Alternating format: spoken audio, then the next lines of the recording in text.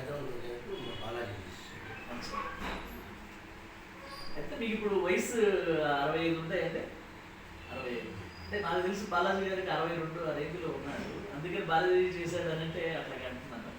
ఆ, అంటే ఇప్పుడు మీరు ప్రజెంట్ తర్వాత నాకు రైల్వే రిటైర్డ్ రామ్మోహన్ రావు గారు జీవి ఆయన ప్రభు మహిమ అని యేసు ప్రభు సినిమా చేశారు. ఫస్ట్ సినిమా ప్రభు మహిమ సినిమాగా సినిమా అంటే టెలికాస్ట్గా అది సినిమాగా రిలీజ్ చేశారు. అది వేరే ప్రభు మహిమ. ప్రదేశంలో ప్రభు మహిమ ఫస్ట్ సినిమా అది రిలీజ్ అయింది. కూడా శివప్రసాద్ గారు దగ్గర నుంచి చేయించారు. ఇప్పుడు నర్సరావుపేట అసలు ఎమ్మెల్యేగా ఉండి మన హోమ్ మినిస్టర్గా కూడా స్పీకర్గా కూడా చేశారు ఆయన.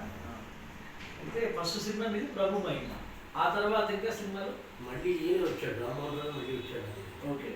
అంటే ఫస్ట్ ప్రొడ్యూసర్ ఈ సినిమా ఉన్నటువంటి పరిస్థితుల్లో ఒక ప్రొడ్యూసర్ మళ్ళా రావాలి అంటే ఆయన మీద ఎంత కాన్ఫిడెన్స్ ఉంటే వస్తారు.